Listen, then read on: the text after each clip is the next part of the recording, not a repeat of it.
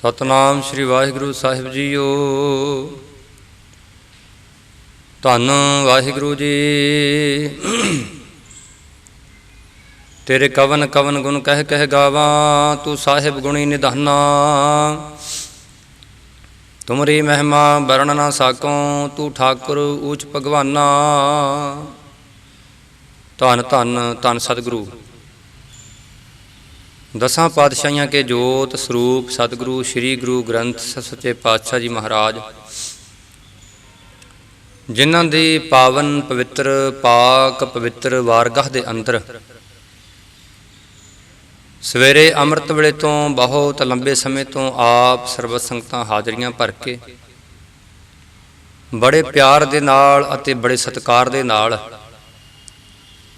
गुरबाणी कीर्तन सरवण करके लाहे प्राप्त किए ने।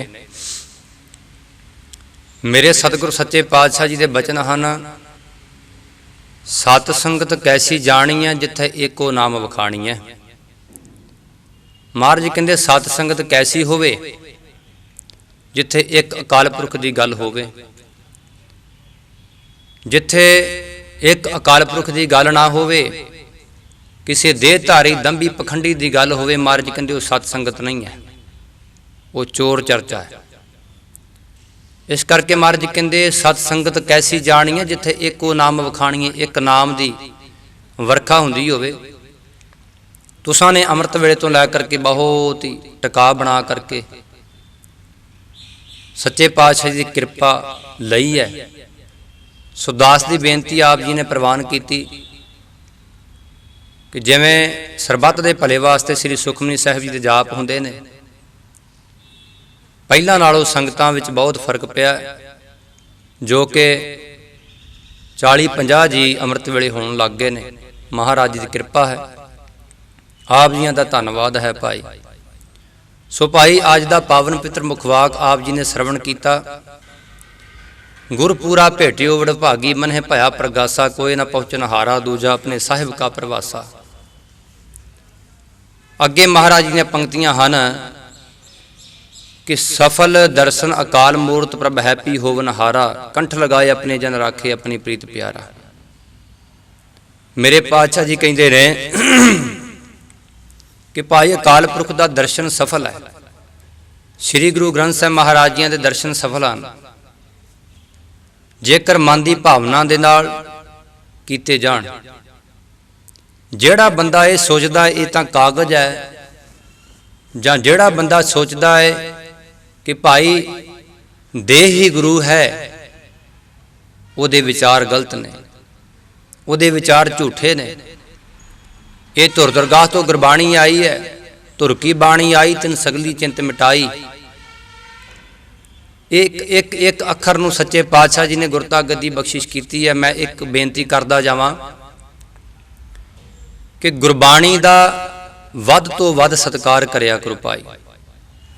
जिन्ना तुसीं गुरबाणी का अदब सत्कार करोगे उतना ही तुहाडा भला होवेगा, क्योंकि महाराज जी दे ये पावन पित्र बचन हैं, पोथी परमेश्वर का थान।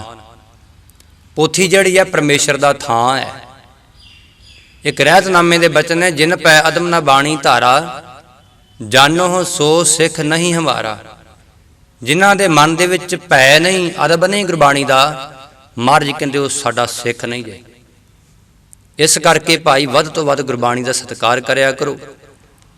जेकर तुसां ने घरां दे विच भी पोथियां गुटके साहब रखे ने भाई, उन्हां दी भी साम संभाल चंगी तरह होनी चाहिए है। ये नहीं कि अपने झूठे आसन के उत्ते गुटके साहब रख ले जां किते टेबल ते रख ले, नहीं भाई। इन्नियां के बेनतियां प्रवान करियो जे, क्योंकि मैं अस्कर ही बेनती करता रहना है कि भाई गुरबाणी का वध तो वध सत्कार करिया करो। दास पटियाले जिले दे विच रहा है। उस जिले दे विच एक नाभा तहसील दे विच एक पिंड है रोटा, उत्थों का रहन वाला एक दरबारा सिंह, जेड़ा भाई साहिब भाई सुखदेव सिंह बब्बर जी का ड्राइवर सी, उहदे नाल मेरी मुलाकात हुई। मैं तुहानूं दस्सण लगा कि देखो गुरसिख कितना सत्कार करते हैं गुरबाणी का। वो दरबारा सिंह दे नाल मुलाकात हुई तो दास ने ਭਾਈ ਸਾਹਿਬ ਭਾਈ ਸੁਖਦੇਵ ਸਿੰਘ ਜੀ ਬੱਬਰ ਦੇ ਬਾਰੇ, ਉਹਨਾਂ ਦੇ ਜੀਵਨ ਬਾਰੇ ਬੜੀ ਚੰਗੀ ਤਰ੍ਹਾਂ ਬੈਠ ਕਰਕੇ ਉਹਨਾਂ ਦੇ ਕੋਲੋਂ ਵਿਚਾਰ ਸੁਣੀ। ਉਹ ਕਹਿੰਦੇ ਕਿ ਭਾਈ ਸਾਹਿਬ ਭਾਈ ਸੁਖਦੇਵ ਸਿੰਘ ਜੀ ਬੱਬਰ ਇੰਨਾ ਗੁਰਬਾਣੀ ਦਾ, ਇੰਨਾ ਪੰਜਾਬੀ ਦਾ ਸਤਿਕਾਰ ਕਰਦੇ ਸਨ ਕਿ ਸਾਡੇ ਕੋਲੋਂ ਕਿਤੇ ਟੇਬਲ ਦੇ ਉੱਤੋਂ ਅਖਬਾਰ ਵੀ ਥੱਲੇ ਡਿੱਗ ਜਾਣੀ ਤਾਂ ਭਾਈ ਉਹ ਅੱਗ ਬਬੂਲੇ ਹੋ ਜਾਂਦੇ ਸਨ। ਕਹਿੰਦੇ ਹੁੰਦੇ ਸਨ ਇਹ ਜਿਹੜੀ ਗੁਰਬਾਣੀ ਜਾਂ ਇਹ ਗੁਰਮੁਖੀ ਲਿਪੀ ਹੈ, ਇਹ ਮੇਰੇ ਸਤਿਗੁਰਾਂ ਦੇ ਮੁਖ ਚੋਂ ਨਿਕਲੀ ਹੈ, ਇਸ ਕਰਕੇ ਭਾਈ ਅਖਬਾਰ ਮੇਰੇ ਸਾਹਮਣੇ ਪੰਜਾਬੀ ਦੀ ਥੱਲੇ ਨਹੀਂ ਰੁਲਣੀ ਚਾਹੀਦੀ। ਆਖੋ ਸਤਨਾਮ ਸ੍ਰੀ ਵਾਹਿਗੁਰੂ। ਇੰਨਾ ਸਤਿਕਾਰ, ਇੰਨਾ ਅਦਬ। ਇਸ ਕਰਕੇ ਭਾਈ ਜਿਹੜੇ ਮਨ ਦੇ ਵਿੱਚ ਇਬਾਦਤ ਹੈ ਤੇ ਸ਼ਹਾਦਤ ਦਾ ਜਾਮ ਹੀ ਉਹ ਵੀ ਪੀਏਗਾ। ਇਬਾਦਤ ਤੋਂ ਬਿਨਾਂ ਸ਼ਹਾਦਤ ਦੀ ਪ੍ਰਾਪਤੀ ਨਹੀਂ ਹੁੰਦੀ। ਇਸ ਕਰਕੇ ਭਾਈ ਵੱਧ ਤੋਂ ਵੱਧ ਗੁਰਬਾਣੀ ਦਾ ਸਤਿਕਾਰ ਕਰਿਆ ਕਰੋ। ਮੈਂ ਅਸਕਰੀ ਬੇਨਤੀ ਕਰਦਾ ਰਹਿਣਾ ਗੁਰੂ ਘਰ ਦਾ ਚੌਕੀਦਾਰ ਹੋਣ ਦੇ ਨਾਤੇ ਕਿ ਭਾਈ ਜਿਤਨਾ ਤੁਸੀਂ ਗੁਰਬਾਣੀ ਦਾ ਸਤਿਕਾਰ ਕਰੋਗੇ ਤੇ ਓਨਾ ਹੀ ਤੁਹਾਡਾ ਭਲਾ ਹੋਵੇਗਾ। ਮੰਨ ਲਓ ਤੁਸੀਂ ਭਾਗ ਰੱਖੇ ਨੇ ਘਰੇ, ਪਹਿਲਾ ਭਾਗ, ਦੂਜਾ ਭਾਗ ਗੁਰਬਾਣੀ ਦਾ, ਤੇ ਭਾਗ ਦੇ ਉੱਪਰ ਭਾਗ ਵੀ ਨਹੀਂ ਰੱਖਣਾ। ਬੜੇ ਸਤਿਕਾਰ ਨਾਲ ਜਿੱਥੇ ਤੁਸੀਂ ਜਗ੍ਹਾ ਬਣਾਈ ਹੈ ਉਹ ਅੱਡ ਅੱਡ ਭਾਗ ਰੱਖਣੇ ਨੇ। ਜੇਕਰ ਤੁਸੀਂ ਇੱਕ ਪਹਿਲੇ ਭਾਗ ਦੇ ਉੱਤੇ ਦੂਸਰਾ ਭਾਗ ਰੱਖ ਦਿੱਤਾ ਤੇ ਉਹ ਮਹਾਰਾਜ ਦਾ ਸਰੂਪ ਬਣ ਜਾਇਆ ਕਰਦਾ ਹੈ। ਇਸ ਕਰਕੇ ਭਾਈ ਇਹ ਗੱਲਾਂ ਦਾ ਖਿਆਲ ਰੱਖਣਾ ਕਿ ਭਾਗ ਦੇ ਉੱਪਰ ਦੂਸਰਾ ਭਾਗ ਨਹੀਂ ਰੱਖਣਾ। ਪਹਿਲੇ ਭਾਗ ਤੇ ਦੂਸਰਾ ਭਾਗ ਬਰਾਬਰਤਾਈ ਦੇ ਵਿੱਚ ਹੋਣੇ ਚਾਹੀਦੇ ਆ। ਗੁਰਬਾਣੀ ਪੜ੍ਹੋ, ਵੱਧ ਤੋਂ ਵੱਧ ਪੜ੍ਹੋ, ਠੀਕ ਹੈ, ਪਰ ਗੁਰਬਾਣੀ ਦਾ ਅਦਬ ਸਤਿਕਾਰ ਵੀ ਬਹੁਤ ਲਾਜ਼ਮੀ ਹੈ, ਬਹੁਤ ਜ਼ਰੂਰੀ ਹੈ। ਇਸ ਕਰਕੇ ਭਾਈ ਆਪ ਸਰਬਤ ਸੰਗਤਾਂ ਬਹੁਤ ਹੀ ਧੰਤਾ ਦੇ ਯੋਗ ਹੋ। ਤੇ ਪੰਕਤੀ ਆਈ ਹੈ, ਮਹਾਰਾਜ ਜੀ ਕਹਿੰਦੇ ਸਫਲ ਦਰਸ਼ਨ ਅਕਾਲ ਮੂਰਤ ਪ੍ਰਭ ਹੈ ਭੀ ਹੋਵਨਹਾਰਾ, ਕੰਠ ਲਗਾਏ ਆਪਣੇ ਜਨ ਰਾਖੇ ਆਪਣੀ ਪ੍ਰੀਤ ਪਿਆਰਾ। ਗੁਰੂ ਦਾ ਦਰਸ਼ਨ ਸਫਲ ਹੈ। ਗੁਰੂ ਦੇ ਦਰਸ਼ਨ ਕੀਤਿਆਂ ਕੀ ਹੁੰਦਾ? ਮਹਾਰਾਜ ਕਹਿੰਦੇ ਦਰਸ਼ਨ ਪਰਸੈ ਗੁਰੂ ਕੈ ਜਨਮ ਮਰਨ ਦੁਖ ਜਾਏ। ਗੁਰੂ ਦੇ ਦਰਸ਼ਨ ਕਰੀਏ ਤੇ ਜੰਮਣਾ ਮਰਨਾ ਹੀ ਖਤਮ ਹੋ ਜਾਂਦਾ ਭਾਈ। ਵੱਡੇ ਵੱਡੇ ਦੁੱਖ ਖਤਮ ਹੋ ਜਾਂਦੇ ਨੇ। 4 ਪ੍ਰਕਾਰ ਦੇ ਦੁੱਖ ਮੰਨ ਗਏ ਨਾ ਗੁਰਬਾਣੀ ਦੇ ਹਿਸਾਬ ਦੇ ਨਾਲ। ਮੇਰੇ ਸਤਿਗੁਰੂ ਸੱਚੇ ਪਾਤਸ਼ਾਹ ਗੁਰਬਾਣੀ 'ਚ ਕਹਿੰਦੇ ਨੇ ਦੁੱਖ ਵਿਛੋੜਾ, ਇੱਕ ਦੁੱਖ ਭੂਖ, ਇੱਕ ਦੁੱਖ ਸਖਤ ਵਾਰ ਜਮਦੂਤ, ਇੱਕ ਦੁੱਖ ਰੋਗ ਲੱਗੈ ਤਨ ਧਾਏ ਵੈਦ ਨਾ ਭੋਲੇ ਦਾਰੂ ਲਾਏ। ਮਹਾਰਾਜ ਕਹਿੰਦੇ ਆ ਦੁਨਿਆਵੀ ਦੁੱਖ ਜਿਹੜੇ ਸਰੀਰਕ ਦੁੱਖ ਆ ਗਏ ਜਾਂ ਕਿਸੇ ਘਰ ਦੇ ਵਿੱਚ ਕਲੇਸ਼ ਪੈ ਗਿਆ, ਦੁੱਖ ਆ ਗਿਆ, ਕਹਿੰਦੇ ਇਹ ਤੇ ਛੋਟੇ ਮੋਟੇ ਦੁੱਖ ਨੇ, ਵੱਡਾ ਦੁੱਖ ਤੇਰਾ ਜੰਮਣ ਮਰਨ ਦਾ ਕੱਟਿਆ ਜਾਵੇਗਾ।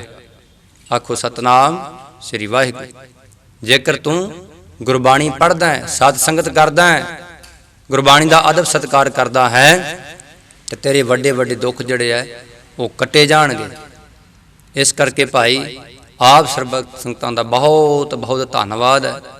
ਸੋ ਜਿਨ੍ਹਾਂ ਪ੍ਰੇਮੀਆਂ ਨੇ ਅੰਮ੍ਰਿਤ ਵੇਲੇ ਤੋਂ ਲੈ ਕਰਕੇ ਹਾਜ਼ਰੀਆਂ ਭਰੀਆਂ, ਨਤਮਸਤਕ ਹੋਏ ਆ, ਗੁਰੂ ਸਾਹਿਬ ਜੀ ਦੇ ਦਰਸ਼ਨ ਕੀਤੇ ਨੇ। ਇਸ ਕਰਕੇ ਭਾਈ ਰੋਜ਼ ਸਮੇਂ ਦੇ ਵਿੱਚੋਂ ਸਮਾਂ ਕੱਢ ਕੇ ਦਰਸ਼ਨ ਜ਼ਰੂਰ ਕਰਿਆ ਕਰੋ। ਮੇਰੇ ਸਤਿਗੁਰਾਂ ਦੇ ਦਰਸ਼ਨਾਂ ਦਾ ਬਹੁਤ ਵੱਡਾ ਲਾਹਾ ਹੈ। ਇਸ ਕਰਕੇ ਭਾਈ ਇਤਨੀਆਂ ਕਿ ਬੇਨਤੀਆਂ ਪ੍ਰਵਾਨ ਕਰਨੀਆਂ। ਸੋ ਹੁਣ ਅੱਗੇ ਕੀਰਤਨ ਦੀ ਆਰੰਭਤਾ ਹੋਣੀ ਹੈ।